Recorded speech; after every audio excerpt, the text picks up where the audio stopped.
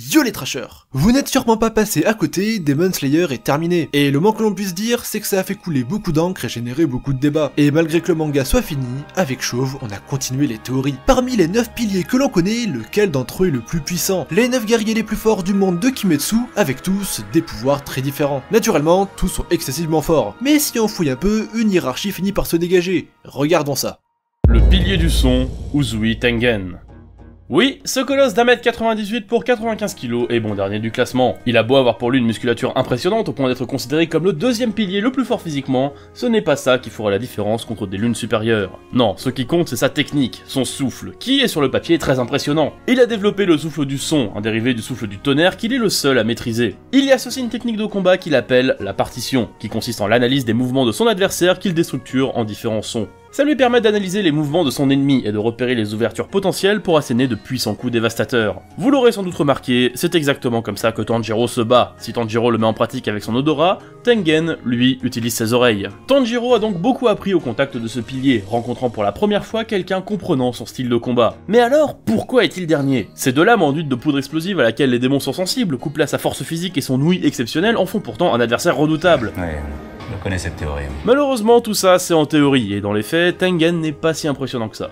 Il a certes combattu la 6ème lune supérieure, mais il n'a pas su l'éliminer seul. On pourrait répondre qu'il a dû combattre tout en protégeant Tanjiro et ses amis, mais au final c'est eux qui se sont révélés être déterminants. Inosuke et Zenitsu ont occupé la sœur du démon pour permettre à Tengen et Tanjiro de tuer la 6ème lune. Nezuko va le soigner en purgeant son corps du poison qui l'envahissait, et c'est Tanjiro qui finira par vaincre le démon seul. Uzui l'aura juste occupé le temps de permettre à Tanjiro d'agir, au prix d'une main et d'un œil, donc en fait, s'il avait été seul contre ce démon, il aurait tout simplement perdu. Et on parle quand même de la lune supérieure la plus faible, c'est ça qui le place en dernier du classement. Le pilier de l'amour, Kanroji Mitsuri.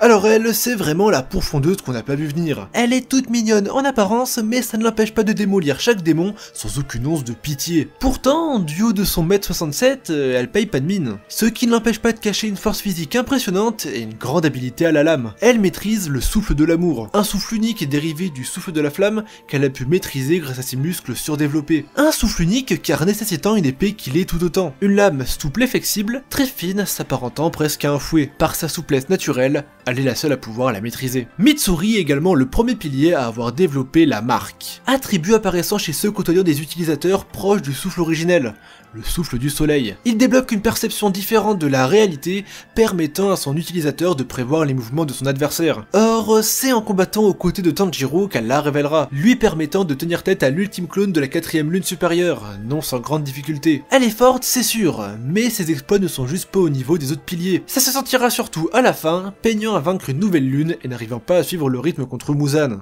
Le pilier de l'insecte, Kochu Shinobu. Shinobu ne paye pas de mine quand on la regarde, 1m51, 40 kg, comment cette petite chose frêle pourrait-elle décapiter le moindre démon? Eh bien elle ne le peut pas, mais c'est aussi ça qui fait la plus grande force de son style de combat, le souffle de l'insecte. Souffle qui est un dérivé du souffle des fleurs de sa grande sœur tombée au combat il y a de nombreuses années, le souffle des fleurs qui est lui-même un dérivé du souffle de l'eau. Le souffle des insectes est clairement le plus atypique parmi les piliers. En combat, le but de Shinobu est d'apporter un coup d'estoc à son adversaire. Et c'est tout, parce que la particularité de son souffle, c'est l'utilisation de poisons différents à chaque combat. Un poison qui va changer dès qu'elle va rengainer son épée, mais qui est toujours sur la même base, la fleur de glycine, cette même fleur qui est toxique pour les démons. Oh, depuis l'enfance, je maîtrise le poison. Avec ça, inutile de chercher à décapiter les démons, son seul objectif est de les prendre par surprise avec sa vitesse. Si elle peut sembler très fermée sur elle, rendant ses émotions opaques depuis la mort de sa grande sœur, c'est pourtant au contact de Tanjiro qu'elle apprendra à s'ouvrir de nouveau aux autres. On s'en rendra compte lors de son combat contre Duma, la 2ème lune supérieure, elle laissera s'exprimer tous ses sentiments envers sa sœur qu'elle avait profondément enfouis, se laissant submerger par la haine, dirigée contre ce démon qui lui a tout pris. Et malgré sa vitesse impressionnante dépassant celle de chacun des piliers, elle ne parviendra pas à faire plus que gravement handicaper la 2ème lune, saturant son corps de poison. Sans ça, Duma aurait fait un carnage parmi les rangs des pourfendeurs, elle permettra aussi à Inosuke et Kanao de venir à bout de cette menace. Mais son plus grand haut fait reste celui-ci. Avec l'aide de la démon Tamayo, elle a conçu un poison faisant vieillir Muzan de manière exponentielle. Et c'est grâce à ça, à cette combine gardée secrète, que Muzan finira par être vaincu. Elles travaillent d'ailleurs ensemble pour tenter de soigner Nezuko. Sans Shinobu, les pourfendeurs de démons n'auraient jamais ne serait-ce que frôlé l'espoir de forcer Muzan à se battre. Elle est sans aucun doute le pilier qui a eu le plus d'impact dans l'avancement de la guerre des chasseurs de démons. C'est dire à quel point la suite de ce top est monstrueuse. Le pilier de la brume, Muichiro Tokito.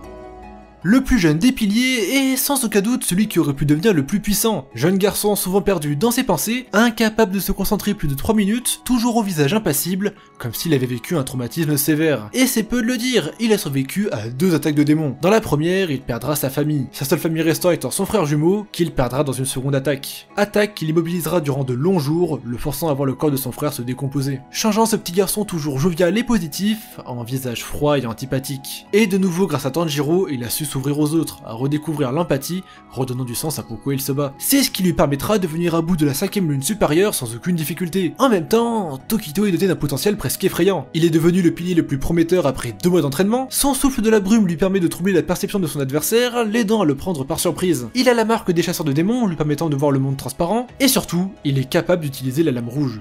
Une technique propre aux profondeurs qui leur permet de bloquer la régénération accrue des démons qu'ils combattent. Et il faut dire que Tokito a une génétique plus qu'avantageuse. Il est un descendant direct du premier utilisateur du souffle maîtrisant le souffle du soleil. Même Kokushibo, la première lune supérieure et frère de l'inventeur des souffles, le félicitera pour son potentiel incroyable lors de leur affrontement. Et malgré ses blessures, il continuera le combat jusqu'au bout, là où n'importe qui aurait abandonné. C'est dire à quel point il sait se montrer efficace et déterminé quand il doit combattre des démons. Le pilier de l'eau, Tomioka Giyu.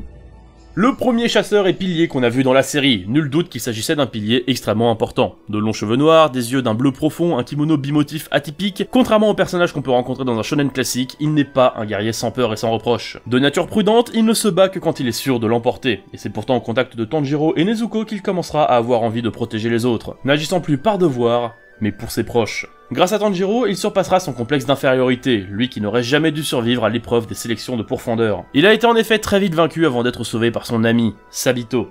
Oui, l'ancien disciple d'Urokodaki qui est mort pendant cette sélection à la place de plusieurs apprentis. C'est pour ça que son kimono arbore en partie le motif du kimono de Sabito. C'est sa manière de se rappeler que c'est lui qui devrait être à sa place. Mais ce n'est pas ça qui l'empêchera de devenir le pilier de l'eau, un des 5 souffles directement dérivés du souffle du soleil.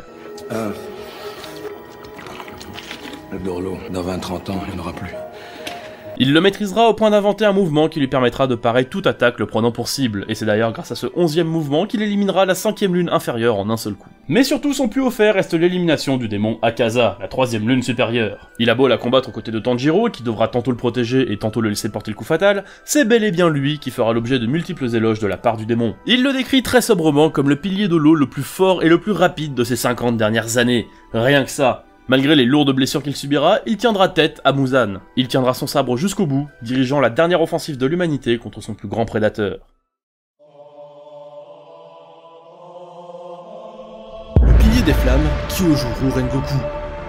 Le pilier le plus excentrique et joyeux parmi les pourfondeurs. Facilement reconnaissable par ses cheveux semblables à un brasier et à ses yeux d'or. Il est sans aucun doute le pilier le plus sérieux quant au devoir de sa fonction. Pour lui, honneur et morale sont indissociables dans la traque des démons. Et très sincèrement, c'est sans doute le seul pilier qui avait plus de potentiel que Tokito, pilier de la brume. Il a tenu tête à Akaza, la 3e lune supérieure, tout en devant protéger Tanjiro et les occupants du train. Il arrive à surprendre son ennemi par sa force et sa vitesse, mais surtout par son utilisation parfaite du souffle des flammes. Malgré de lourdes blessures, il a failli vaincre Akaza. Et tout ça, Rengoku l'a fait sans aucune autre compétence. Il n'avait pas la marque des pourfendeurs, il n'avait pas la lame rouge, il ne pouvait pas voir le monde transparent. En somme, uniquement avec son entraînement, sa force et son esprit combatif, il est passé à peu de choses d'éliminer la 3e lune supérieure qui sévissait déjà depuis plusieurs centaines d'années. C'est lui qui sauvera Tanjiro et ses amis de ce démon surpuissant, passant littéralement le flambeau à la génération suivante. En transmettant de la sorte son esprit combatif à Tanjiro, Inosuke et Zenitsu, il pose les piliers de la destruction de Muzan. C'est eux qui vont y parvenir, car il devient le phare qui leur permet de tenir bon dans les pires moments. C'est lui qui leur permet de toujours surpasser leurs limites, comme avec le combat de Tanjiro contre la 3e lune. Avant ça, on a tous pensé que Demon Slayer allait être un shonen classique aux morts anecdotiques, et c'est ce moment qui nous a tous remis à notre place. Nous faisons comprendre à tous que c'est à partir de maintenant que la guerre entre les démons et les humains va prendre de l'ampleur et que personne n'est vraiment à l'abri. Le pilier du serpent, Obanai Iguro. C'est le pilier le plus strict avec le code des pourfendeurs. Pour lui, chaque entorse est une honte indélébile. Même une blessure face à une lune démoniaque est signe de défaite, comme le témoignent les réprimandes qu'il adresse à Tengen suite à son combat contre la 6e lune. Il a un style pour le moins atypique, des yeux verrons et une écharpe cachant un sourire de l'ange, stigmate de son enfance passé sous le joug d'une démone. Il est constamment accompagné d'un petit serpent blanc, Kabumalo, qui lui permet de compenser la cécité partielle de son œil droit, en lui transmettant des informations. Malgré son attitude inflexible et sa réputation de chasseur impitoyable, il sait faire preuve de bienveillance envers 2 personnes, son maître Ubuyashiki et Mitsuri. C'est à leur service qu'il met son souffle, l'atypique souffle du serpent qui lui permet de tordre sa lame pour se frayer un chemin dans la garde de ses adversaires. Il a beau être plus faible physiquement que la majorité des piliers, son souffle lui permet d'être largement au niveau contre des lunes supérieures. Et comme tous les piliers dans la suite de ce top, il a la marque des pourfendeurs et maîtrise le monde transparent. Mais surtout, il est capable de rendre sa lame rouge seul, sans l'intervention de personne. Tout ça lui permet de tenir tête seul à Muzan pendant de nombreuses minutes, et ce malgré le fait qu'il ait été rendu aveugle par ce dernier. Il a suffisamment temporisé pour permettre à Tanjiro de prendre le relais, menant à la défaite du plus grand ennemi de l'humanité. Le pilier du vent, Shinazugawa Sanemi. En apparence, le plus cruel des piliers, il n'en est pas moins un des meilleurs chasseurs de sa génération. Musclé, grand, au corps robuste et sans pitié, c'est une véritable machine à tuer. Ajoutez-y une insatiable soif de vengeance et vous obtenez le personnage le plus zélé dans cette chasse aux démons. Il veut tous les éliminer, ces démons qui lui ont pris sa famille, et surtout, protéger son jeune frère Genya. Il se bat pour que celui-ci puisse vivre une vie de famille normale sans avoir à se soucier des démons. Il utilise le souffle du vent, un des 5 souffles principaux directement descendant du souffle du soleil. Il frappe vite et fort, enchaînant les coups telle une tempête. Il n'hésite pas à se laisser blesser pour porter des coups décisifs sur le long terme. En témoigne son corps, tapissé de cicatrices qui cachent en fait une arme redoutable, son sang. Son sang est particulier, il attire les démons et lui permet de distraire même les adversaires les plus puissants comme la première lune supérieure. Démon qu'il affrontera au maximum de ses forces et ce malgré des blessures qui auraient pu être mortelles pour n'importe qui. C'est bel et bien cette ténacité hors du commun qui lui permettra de tenir le coup. Parce que bon, le mec finit le ventre ouvert avec seulement ses muscles pour tenir sa carcasse. Il lui a tenu tête seul en utilisant sa marque pendant un certain temps, permettant à ses alliés de se remettre d'attaques dévastatrices avant d'abattre ce démon qui semblait invincible. Et ça n'empêchera pas de repartir à l'assaut de Muzan, ce jetant encore perdu dans le combat le plus important de l'humanité. Le pilier de la roche, Gyomei Imejima. Sans surprise, aucun autre pilier ne pouvait lui passer devant, c'est bel et bien le personnage le plus impressionnant de la série. Aveugle de naissance avec une ouïe surdéveloppée, il est physiquement le plus fort des piliers. On parle d'une masse de 2,20 m pour 130 kg de muscles. Au passé sanglant teinté de trahison mais toujours admirablement gentil et conciliant avec tout le monde. Il met cependant un peu de temps à accorder sa confiance à ses alliés. Son souffle, pour le coup, est très différent des autres. Il mise uniquement sur sa force brute, caractéristique allant très bien avec sa carrure de buffle dopé aux hormones. Il est de très loin le plus puissant des pourfendeurs, au point d'être caractérisé par la première lune supérieure de guerrier le plus impressionnant qu'il ait rencontré en 300 ans. Et ça, malgré son handicap. Il utilise en fait le son de la chaîne de son arme pour se repérer, lui et son ennemi dans l'espace. C'est sa concentration inébranlable qui le rend capable d'un tel exploit. Au-delà de sa force et de son ouïe impressionnante, il est aussi capable de voir le monde transparent et d'utiliser la marque des pourfendeurs qu'il a appris à utiliser seul. Et pourtant il arrivait à tenir tête à la première lune sans les utiliser, montrant toute l'étendue de sa puissance. C'est réellement le personnage le plus impressionnant du manga sans aucune comparaison possible. Sans lui, l'humanité aurait perdu, sans qu'aucun espoir ne soit permis.